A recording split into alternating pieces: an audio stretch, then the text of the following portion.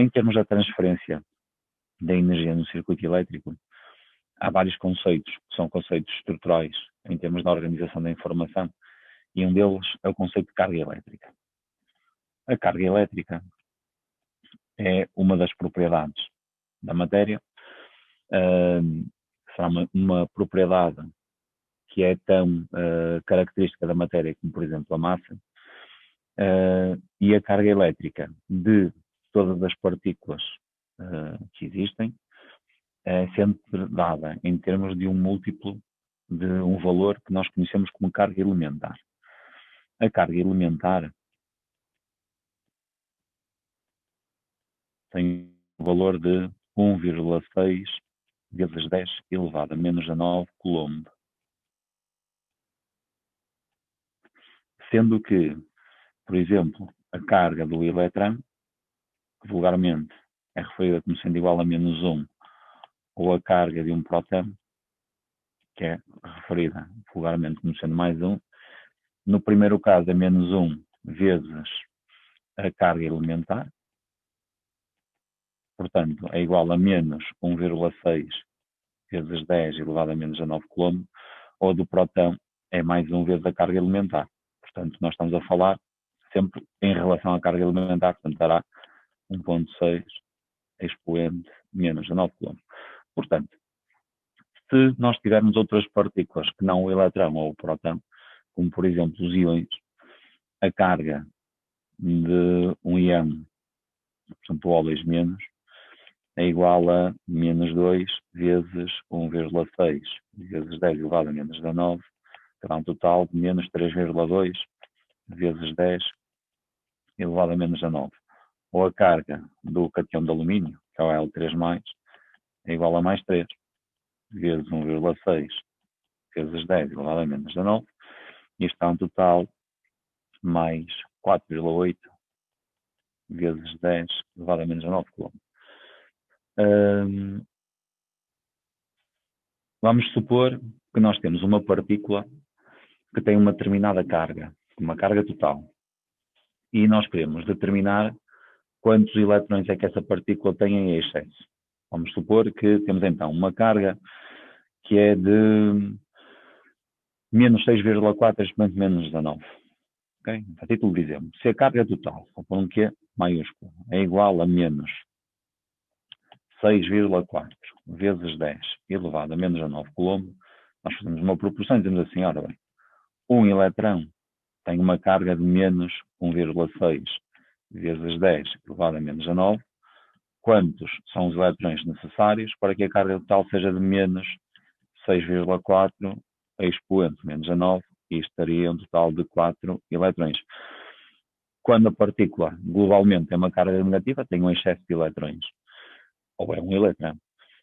Se a carga total for positiva, então temos um déficit de eletrões ou um próton.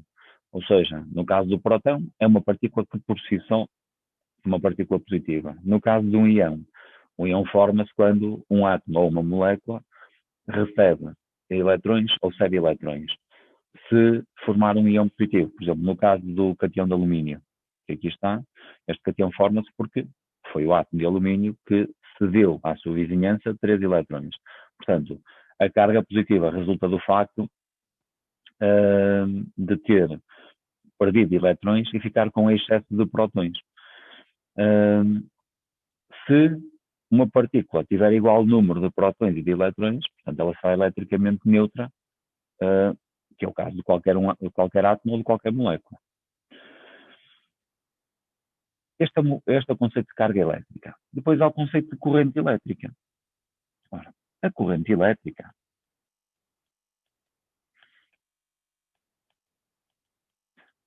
está associada ao movimento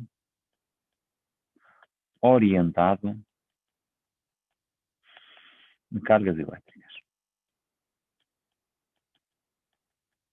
O que é que significa o movimento orientado? Ora bem, o movimento orientado significa que as cargas elétricas se deslocam preferencialmente num dado sentido. Mas isso não é sempre assim, pois não necessariamente. À escala microscópica, se nenhuma força exterior for exercida sobre o sistema, o movimento das partículas é de alguma forma aleatório. Isto é, vamos supor, para o primeiro exemplo, que nós estamos a referir-nos a um metal. No caso de um fio metálico, como vocês sabem, os metais têm uma ligação específica em que os átomos dos metais libertam os eletrões de valência, transformam-se em íons positivos e esses íons estão rodeados por um número grande de eletrões que nós designamos por eletrões livres. Portanto, eu aqui apenas vou dar ênfase aos eletrões livres.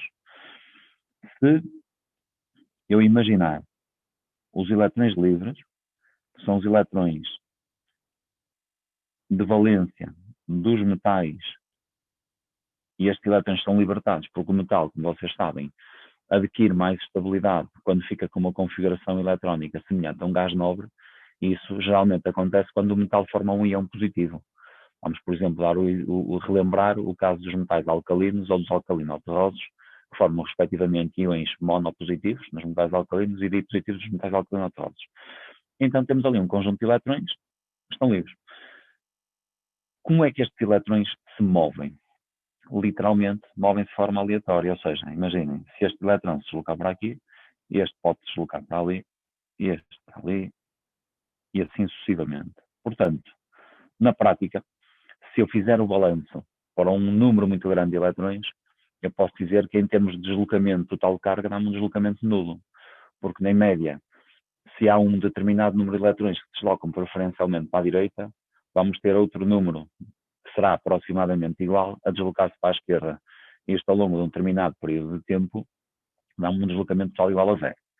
Agora, se eu colocar o fio sujeito a uma determinada diferença potencial, que eu já vou falar a seguir qual é o conceito, ou seja, vamos supor que a um lado eu vou ligá-lo a um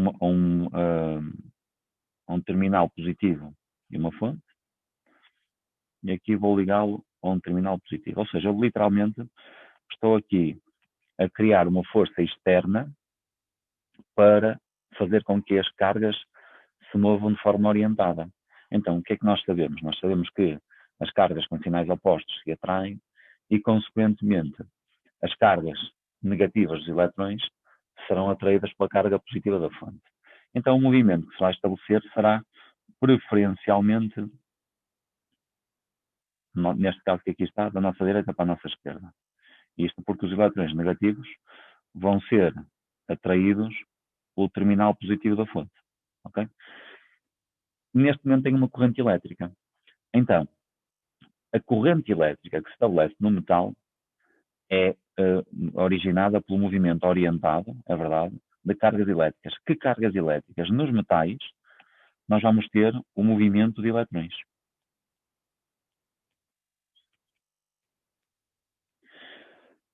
O sentido da corrente elétrica é, por convenção, o sentido do movimento de cargas positivas.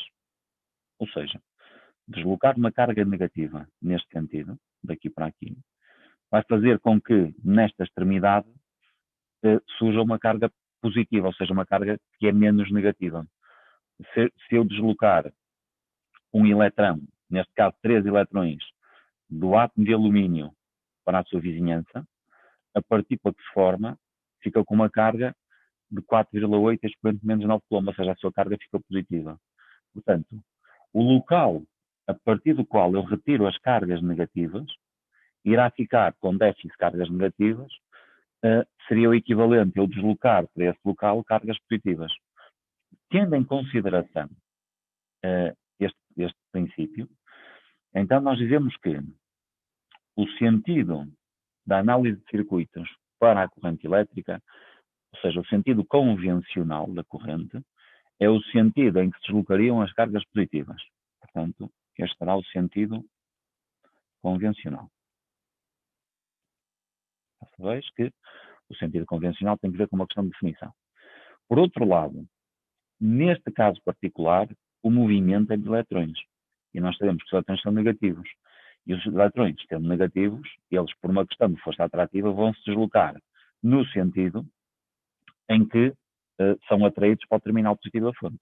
Portanto, este sentido será o sentido real. Okay? Não só os metais promovem a corrente elétrica ou a essência de corrente elétrica. Vamos dar outro exemplo. Vamos supor que nós temos uma solução. Em particular, dizemos que é uma solução eletrolítica. Uma solução eletrolítica é uma solução onde existem íons. Portanto, neste caso, nas soluções eletrolíticas, a corrente deve-se exatamente ao movimento de íons.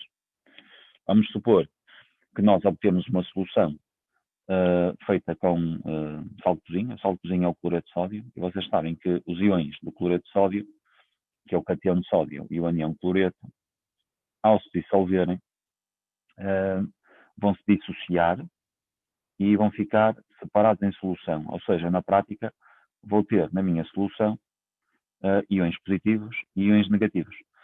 Da mesma forma que os elétrons nos fios se movimentavam de uma forma que nós diríamos que era estatística, ou seja, uma forma aleatória, no caso das soluções eletrolíticas, o movimento, inicialmente, os íons, também será de alguma forma aleatório.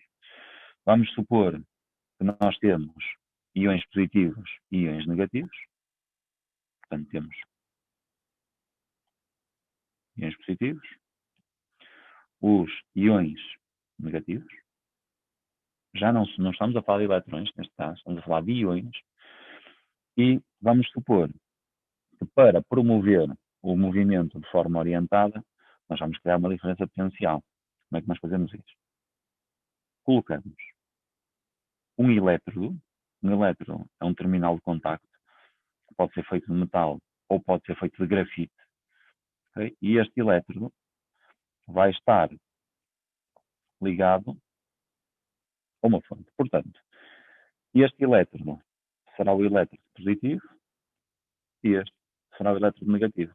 Ora, aqui será mais ou menos fácil de aceitar que os íons positivos serão atraídos para o elétron negativo, assim como os íons negativos serão atraídos para o elétron positivo.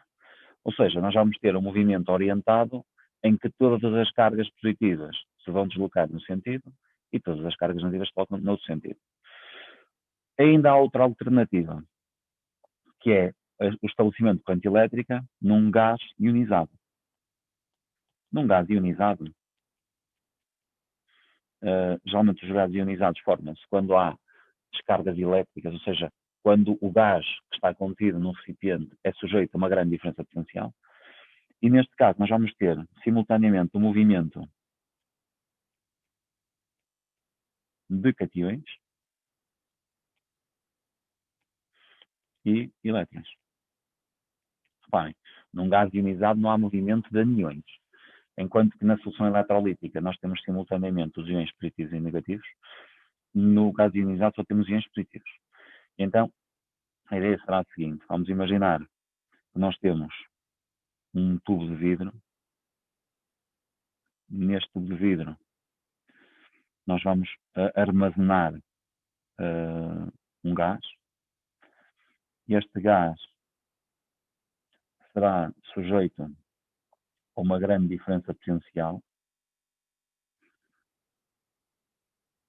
Vamos supor que este aqui será o terminal negativo, por exemplo, e este é o terminal positivo. E o que vai acontecer é que, se nós imaginarmos um gás, estes gases geralmente estão rarefeitos, isto é, a pressão é muito reduzida no interior deste tubo, e rapidamente, devido a essa diferença potencial, há um eletrão que vai ser removido da nuvem eletrónica do átomo gasoso, e o que vai acontecer é que eu rapidamente vou ficar com um íon positivo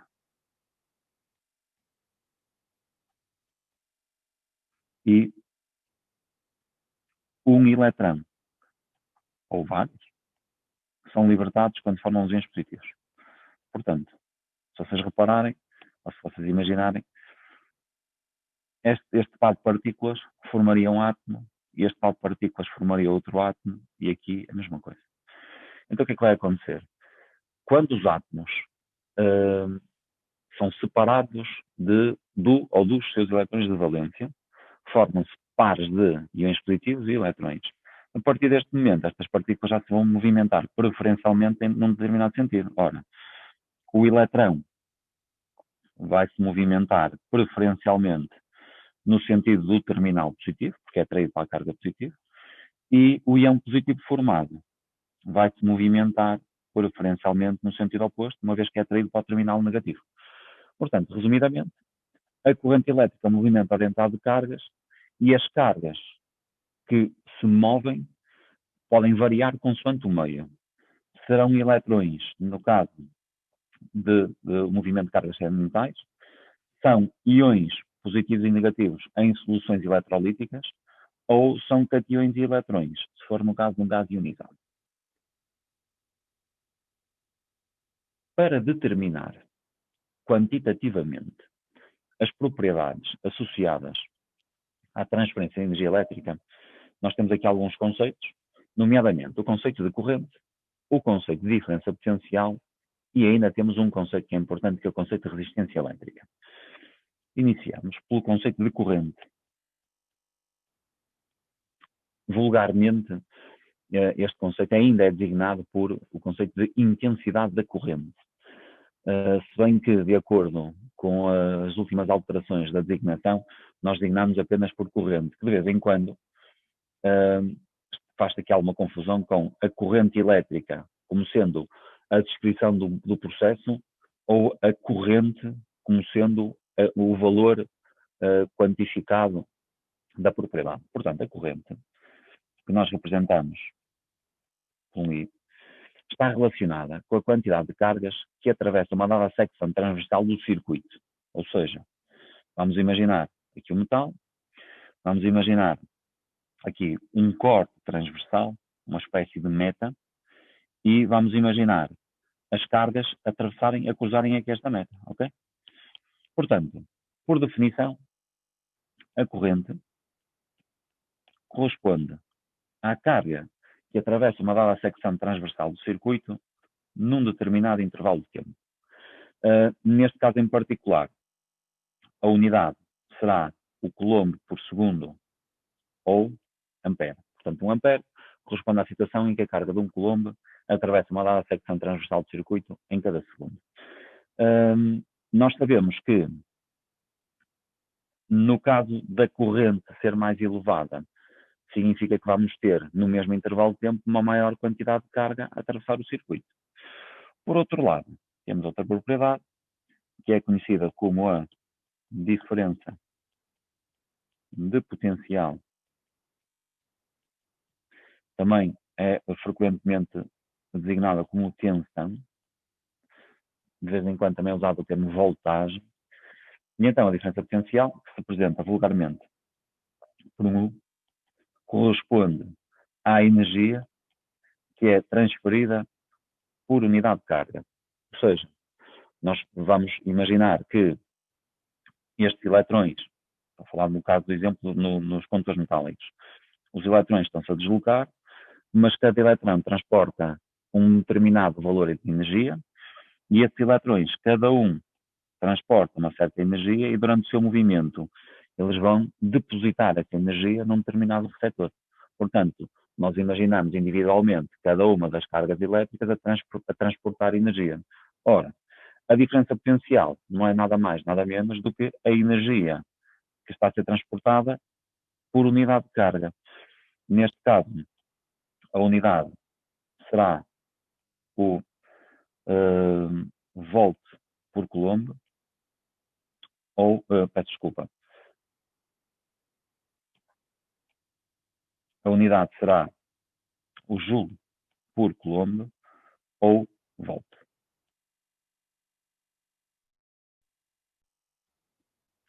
Posteriormente, temos aqui o conceito de resistência. A resistência elétrica já não tem que ver com a fonte. Estas duas grandezas estão relacionadas intrinsecamente com as propriedades da fonte. A resistência elétrica tem que ver com o meio por onde há a passagem da corrente. No caso da resistência elétrica,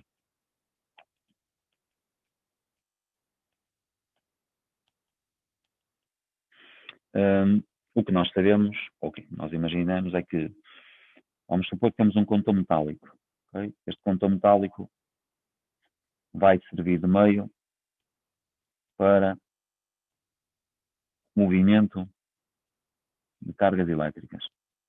Agora, estas cargas elétricas, quando se movem ao longo do condutor, vão ter que percorrer uma determinada distância que nós designamos por ela, vão atravessar uma determinada área da secção transversal. Eu esta área vou-lhe chamar A, e o próprio material terá propriedades diferentes, ou seja, o próprio condutor será constituído por átomos ou por moléculas diferentes. Há vários condutores, não é?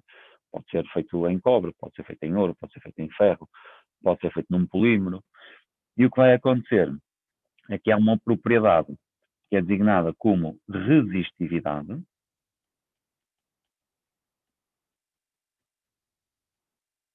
e a resistividade é uma propriedade que me permite avaliar a maior ou menor capacidade que os materiais têm para conduzir a corrente elétrica, sendo que quanto maior for a resistividade, menor é a capacidade que o material tem para conduzir a corrente elétrica.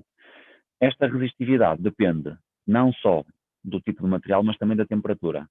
E tendencialmente, no caso dos metais, quando aumenta a temperatura, a resistividade também aumenta, ou seja, o material conduz menos bem a corrente elétrica. A resistência total vai depender de quê? Portanto, a resistência total será tanto maior, quanto maior for a tal propriedade da resistividade, portanto, grande resistividade, grande resistência, portanto, o material conduz menos bem a corrente, será tanto maior quanto maior for o comprimento, e será tanto menor quanto maior for a área da secção transversal. Ou seja, nós conseguimos concluir que, essencialmente, a resistência que o circuito oferece à passagem da corrente vai estar diretamente relacionado com a constituição do circuito, ou seja, não vai depender da fonte, porque depende do tipo de material e sua temperatura, depende do comprimento do material e da espessura do material. Logo, a resistência do material para uma dada temperatura será aproximadamente constante. Para relacionar as três grandezas anteriores, nós temos uma relação que é designada como lei de Ohm, e a lei de Ohm permite-me, de alguma forma, determinar o valor da resistência de forma indireta. Portanto, se eu conhecer a diferença potencial e a corrente, eu consigo também determinar o valor da resistência. Como é que nós imaginamos um circuito que nos permita determinar a resistência indiretamente? Então, nós temos uma diferença, aqui uma fonte que gera uma diferença potencial e vou introduzir aqui um aparelho de medida para medir a corrente, que é o amperímetro. Ora, o amperímetro intercala-se no circuito em série. Depois, vamos ter uma resistência e fechei o circuito. Para medir a diferença potencial, que neste caso, tanto poder montar o voltímetro diretamente nos terminais da fonte ao terminal da resistência, porque só há um componente resistivo neste circuito. Mas os voltímetros para medir a diferença potencial intercalam sempre em paralelo. E o que eu sei é que a corrente que atravessa este circuito será tanto maior quanto maior for a diferença potencial e tanto menor quanto maior o valor da resistência.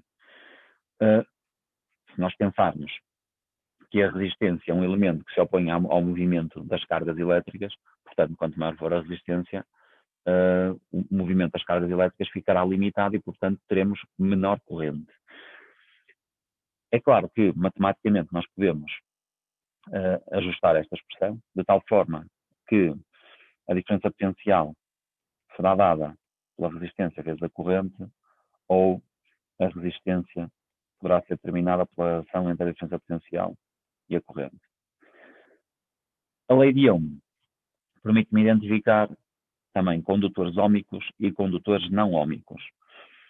Quando nós temos um condutor óhmico, o que acontece é que se estabelece uma proporção linear entre a diferença potencial e a corrente. Ou seja, se eu tiver aqui a corrente e aqui a diferença potencial, ou é indiferente, num condutor óhmico, nós temos essa situação.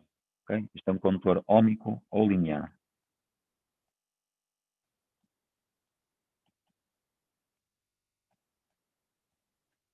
Num condutor não óhmico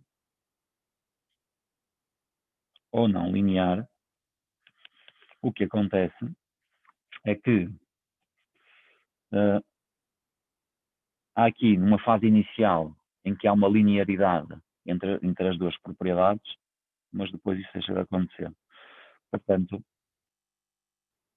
nós conseguimos perceber rapidamente que este declive estará relacionado com o valor da resistência. Em particular, nós conseguimos ver que, por exemplo, o declive deste segmento, que é dado pelo quociente entre a corrente e a diferença potencial, neste caso é o inverso disto, portanto é o inverso da resistência. De qualquer forma, se este declive se mantém constante, esta relação vai se manter constante, ou o inverso dela. E, portanto, nós temos uma resistência de valor constante. Na prática, nós vamos ter um componente que apresenta uma resistência constante para diferentes valores da diferença potencial. Já aqui, não se passa isto, não é? Porque se o declive está a variar, significa que o quociente entre aquelas duas grandezas não se mantém constante, o que significa que a resistência apresenta diferentes valores para diferentes valores de diferença potencial ou diferentes valores de corrente. Portanto, temos aqui então o condutor não óhmico ou não linear.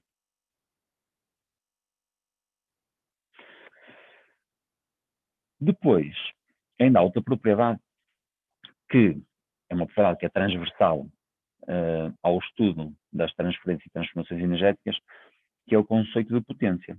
Ora, no caso da potência, e estou a falar especificamente no caso da potência elétrica,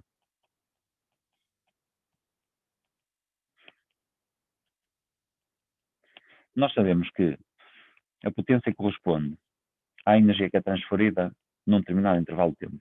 E quando se trata de um intervalo de tempo, na verdade, isto é uma potência média.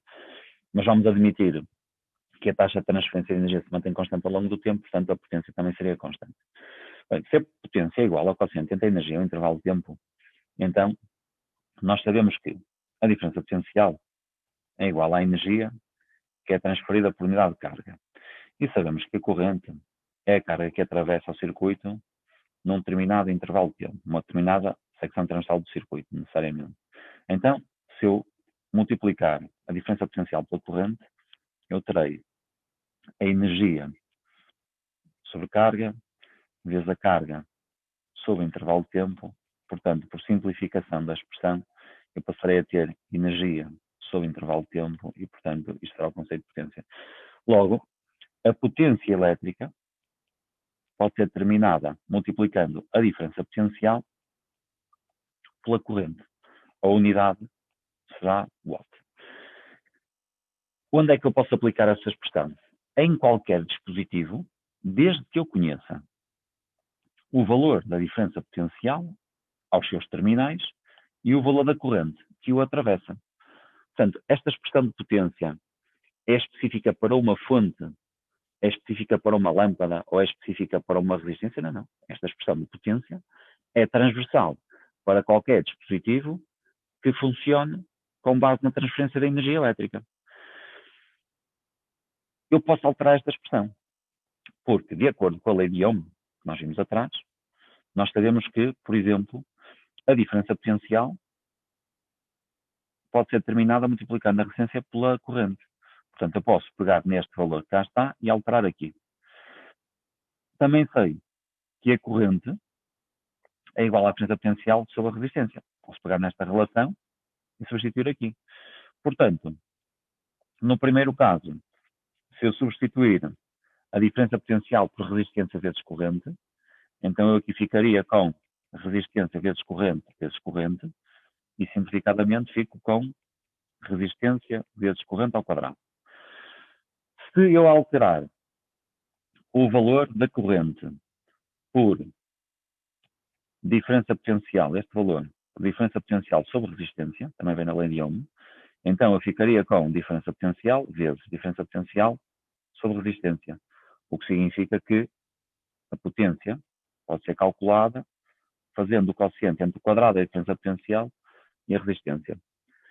Todas estas expressões vão permitir determinar o valor da potência elétrica de um dado componente, sendo que todas elas têm que gerar o mesmo resultado. Okay? Há algum deles que seja mais adequado? Nós já sabemos que as ferramentas matemáticas que nós utilizamos estarão diretamente relacionadas com os dados dos quais nós dispomos. Portanto, se eu tenho um exercício em que tenho que mudar a diferença potencial e a corrente que atravessa um determinado componente, portanto, eu aplico logo a primeira expressão. Se eu tenho um exercício onde eu tenho a diferença potencial aos terminais de uma resistência e o valor da própria resistência, eu posso utilizar esta expressão. Okay? No entanto, por definição, nós temos esta, as outras expressões podem ser deduzidas a partir da primeira e da lei de Ohm. Há aqui uma questão que depois surge em função da frequência com que nós utilizamos, que é o conceito de potência dissipada e que está diretamente relacionado a um efeito, que é o efeito de Joule. O efeito de Joule é um efeito que se verifica transversalmente nos circuitos elétricos, que está relacionado com a transformação da energia elétrica em calor.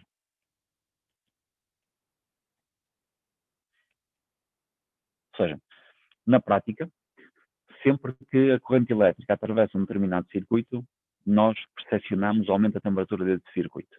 Sempre.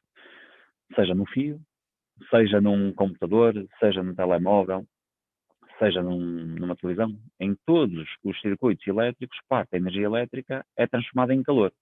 E este efeito é designado genericamente por efeito de Joule. Se eu pretender determinar o valor da energia que é transformada em calor num dado circuito, como é que eu consigo fazer isso? Então, o efeito de Joule é um efeito que é promovido intencionalmente em alguns dispositivos, nomeadamente em todos os dispositivos que sirvam para produzir aquecimento. Um exemplo, numa torradeira, num forno elétrico ou num aquecedor elétrico. Por efeito de Joule, quando a corrente elétrica atravessa o circuito, verifica-se no circuito um aumento da sua temperatura. E vamos supor que nós temos então uma determinada resistência e essa resistência está ligada a uma fonte e, consequentemente, há uma corrente que vai atravessar a resistência e vamos supor que a resistência, nos seus terminais, nós temos uma diferença potencial. É claro que, para um lado e para o outro, nós temos o restante circuito elétrico. Está lá uma fonte, um interruptor e outras resistências eventualmente. A potência dissipada por efeito de Joule, neste caso será a potência dissipada na resistência, será determinada pela diferença potencial vezes a corrente. E daí a confusão. Então, esta expressão que aqui está só pode ser utilizada para determinar a potência dissipada? Não, não. Também pode ser determinada para isso. Não tem que ser determinada só para isso. Portanto, o efeito de Joule é uma situação particular. E eu posso utilizar esta expressão independentemente da situação. Se eu tenho um dispositivo que funciona com corrente elétrica, se eu tenho a diferença potencial e a corrente, eu consigo determinar a sua potência de funcionamento. Quando é que se chama potência dissipada? Quando essa potência de funcionamento está relacionada com a fração da energia que vai ser transformada em calor. Por daí vem o conceito de dissipado. No caso desta expressão, no caso de estamos a trabalhar com uma resistência, portanto nós podemos transformar e podemos concluir que a potência dissipada será dada pelo valor da resistência vezes o quadrado da corrente, ou que a potência dissipada será dada pela diferença potencial nos terminais da resistência ao quadrado, a dividir pelo valor da própria resistência. Okay? E eu daqui posso tirar algumas conclusões. Vamos supor que a diferença potencial é constante. Este valor é constante. Se a resistência aumentar, nós vamos ter mais ou vamos ter menos potência dissipada. Ora bem, por esta expressão, eu interpretaria que se a resistência aumenta, a potência aumenta. Okay? Mas essa interpretação está errada por um motivo muito simples. É que quando a resistência aumenta, o valor da corrente vai diminuir. E, portanto, qual será o parâmetro que vai ter mais influência? Ok, então vamos analisar por aqui. Então eu afirmo que a diferença potencial se mantém constante. A diferença potencial depende da fonte. Então, se a diferença potencial é constante, se a resistência aumenta, então a potência dissipada vai diminuir. Na prática, se eu mantiver o valor da diferença potencial, ao aumentar a resistência, vou reduzir o valor da corrente, uma vez que a corrente é dada pela diferença potencial sobre a resistência, portanto, se esta aumenta, este vai diminuir. Se a corrente diminui, apesar da resistência ter aumentado, nós temos aqui o quadrado, não é? O que significa que a potência dissipada vai diminuir. Como é que nós podemos determinar a energia dissipada? Ora, se a potência é dada pelo quociente entre a energia e o intervalo de tempo, então nós também podemos concluir que a energia será dada pela potência vezes o intervalo de tempo, ou seja, a energia dissipada, que é transformada em calor numa resistência, será dada pela potência dissipada pelo intervalo de tempo, ou seja, a energia dissipada será dada pela diferença potencial aos terminais da resistência, vezes a corrente que atravessa a resistência, vezes o intervalo de tempo. E a unidade aqui, neste caso, já será o joule. Quando nós estabelecemos um circuito elétrico, há essencialmente dois tipos de montagem característicos, depois há a combinação entre os dois, que serão uma montagem, e nós vamos apenas ter em consideração a associação de receptores. Nós temos a associação em série e temos a associação em paralelo.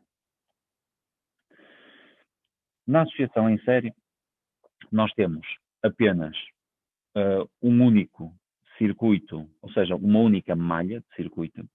Nós vamos ter a fonte, vamos supor, três resistências. A primeira resistência, a segunda resistência e a terceira resistência. Então, nós vamos designar genericamente por resistência 1, resistência 2, resistência 3. Temos aqui o terminal positivo da fonte e o terminal negativo.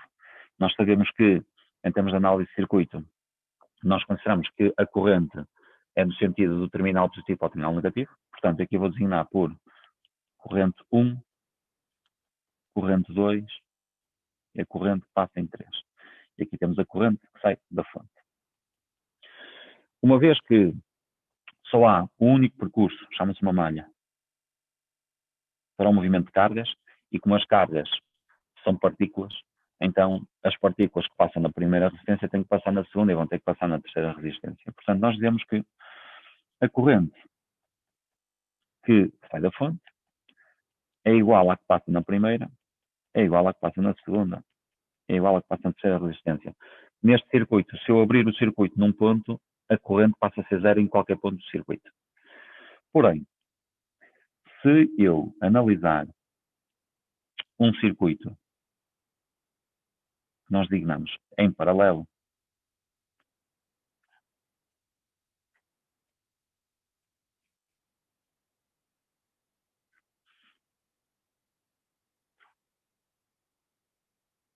se vocês repararem, há aqui uma parte do circuito em que literalmente nós temos caminhos diferentes para a passagem da corrente.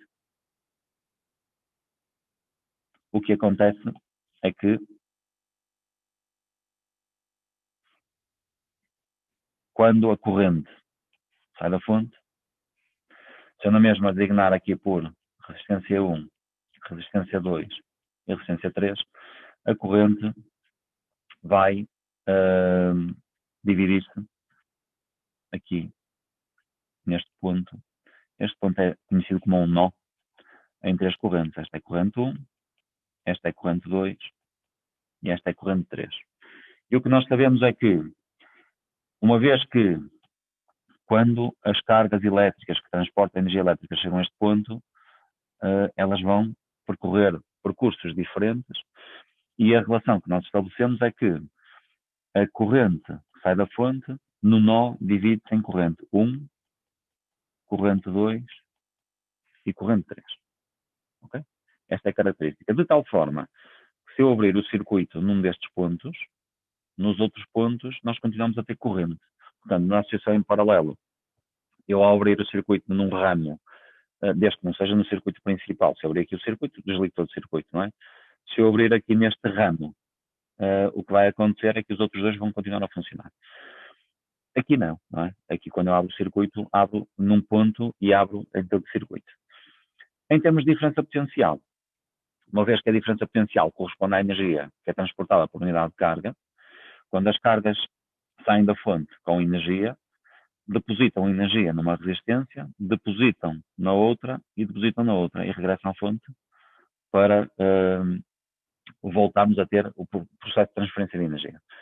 Na prática, num circuito em série, uma vez que a diferença potencial está associada à energia transferida, não se esqueçam disso, a diferença potencial da fonte, se eu definir por analogia com a situação da corrente, a diferença potencial da fonte será igual à soma das diferenças potenciais nas resistências 1, 2 e 3. Portanto, aqui o que eu estou a dizer é que a energia que as cargas transportam à saída da fonte, como essas cargas têm que passar por todas as resistências, porque só há um caminho possível, digamos assim, essa energia vai ter que ser distribuída pelas três resistências. Portanto, a energia sai da fonte e é distribuída pelas resistências 1, 2 e 3. Neste circuito, se vocês imaginarem o movimento das cargas, quando as cargas chegam aqui a este ponto, ao nó, elas vão se distribuir. Daí as correntes distribuírem. Portanto, em termos de energia, se um conjunto de cargas sai daqui com uma determinada energia e passa nesta resistência, só tem essa resistência no seu percurso. O que significa que toda a energia que esse conjunto de cargas traz a partir da fonte vai ser depositado ali na resistência. Portanto, na prática, se nós imaginarmos isto de outra forma, todas as resistências estão ligadas a estes pontos, a estes nós, e todos estes nós estão ligados diretamente aos terminais da fonte. Portanto, isto equivale a que todas as resistências estivessem ligadas diretamente à fonte. Logo, a diferença potencial da fonte é igual à diferença potencial da resistência 1, é igual à diferença potencial da resistência 2 e é igual à diferença potencial da resistência 3. Portanto, na prática, numa associação em paralelo, eu divido correntes e na associação em série nós dividimos diferenças de potencial. Nós sabemos que os condutores apresentam sempre uma determinada resistência, ou seja, oferecem sempre uma determinada oposição à passagem da corrente elétrica, sendo que, no caso dos condutores serem resistivos, essa oposição está relacionada com a energia que é transformada em calor, ou seja, a energia que é dissipada. No caso das fontes, as próprias fontes de energia, elas sendo constituídas por materiais reais, elas próprias têm um circuito interno que exercerá alguma oposição à passagem da corrente elétrica. E, portanto, na própria fonte, durante o seu funcionamento, parte da energia que está armazenada na fonte será transformada em calor. E, portanto, nós conseguimos ver esse fenómeno quando nós temos um telemóvel que está a funcionar durante algum tempo, nós vemos que a parte da bateria aquece. Okay? Isso resulta da energia que está a ser dissipada na bateria ou no computador portátil. Não é? O computador portátil, quando está a funcionar prolongadamente, nós vemos que a zona da bateria geralmente já há ali algum calor que tem que ver exatamente com essa dissipação de energia. Portanto, há aqui um conceito, que é o conceito de força eletromotriz,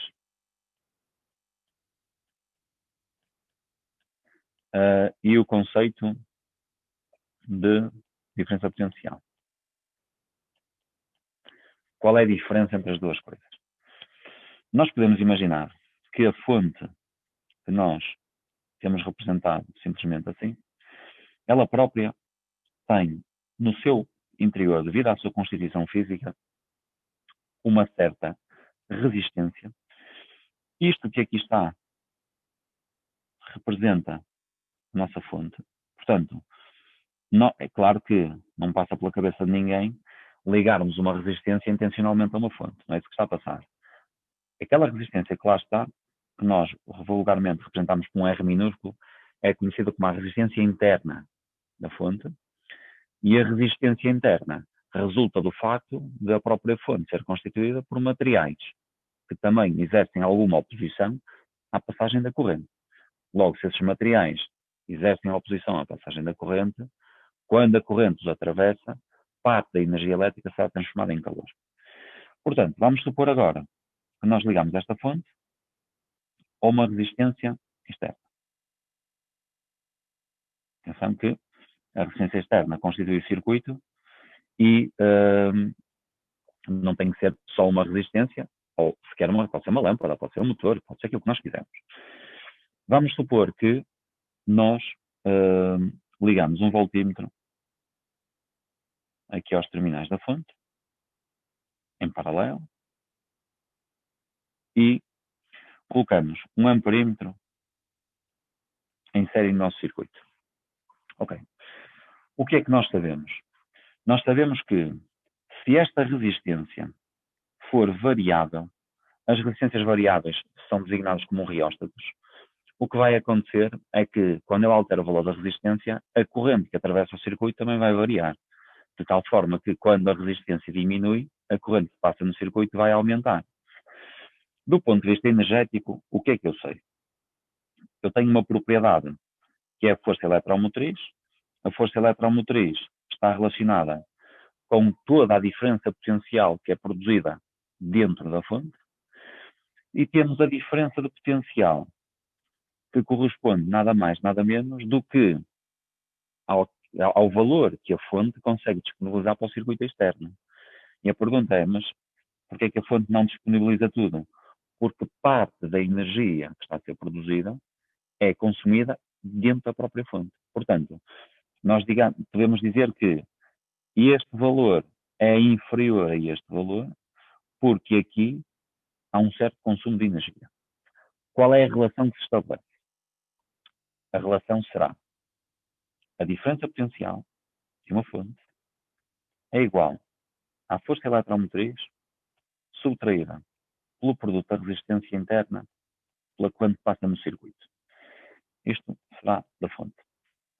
Se nós analisarmos aqui a lei de Ohm, quando eu multiplico resistência por corrente, isto dá-me o valor da diferença potencial. Então, se eu multiplicar esta resistência pela corrente que cá passa, isto dá-me o valor da diferença de potencial que ela está a gastar. Ou seja, na prática, a tudo o que eu produzo, eu subtraio o que é consumido na resistência e na diferença entre o que é produzido e o que é consumido, temos o remanescente, que é o que vai ser transferido para o circuito exterior. Por outro lado, eu também posso concluir que o da fonte, portanto, o que está a sair daqui da pilha, esta pilha ou bateria, ou seja o que for, está ligada diretamente à resistência. Portanto, o da fonte é igual à diferença potencial da resistência. Também consigo perceber que a diferença potencial naquela resistência é dada pela multiplicação entre o valor da resistência pela corrente. E então, eu posso ainda generalizar isto e dizer que a resistência exterior vezes a corrente é dada por força eletromotriz menos a resistência interior vezes a corrente. Se eu resolver isto em ordem à corrente, vai ficar que a resistência mais a resistência interna vezes a corrente igual à força eletromotriz. Ou seja, a corrente que atravessa o circuito é dada pela força eletromotriz a dividir pela soma das resistências. Na prática, estamos a dizer que quanto maior é a resistência total, menor é a corrente que passa no circuito. que é mais ou menos trivial, não é? De aceitar. Graficamente, se eu representar a diferença de potencial em função da corrente que atravessa o circuito, eu tenho o seguinte. Primeiro, quando a corrente é igual a zero, se nós imaginarmos, quando este valor é zero, então isto tudo zero. E a diferença potencial é igual à força eletromotriz. Então, na prática, este valor aqui corresponde ao valor da força eletromotriz. Nós dizemos que é quando temos o circuito aberto. Nós já sabemos que quando o circuito é aberto, a corrente é igual a zero. Por outro lado, quando a corrente começa a aumentar, a diferença potencial é igual à força eletromotriz menos esta parcela. Então, de facto, nós temos um segmento que será assim, ok? A partir de um determinado valor, o segmento deixa de ser linear, ok? De facto, ele forma ali uma curva. Mas nós podemos fazer uma extrapolação e imaginar como seria o segmento se eu conseguisse prolongar até ali ao eixo horizontal. O que nós sabemos é que o valor do declive deste segmento, reparem, isto é a equação da reta, não é?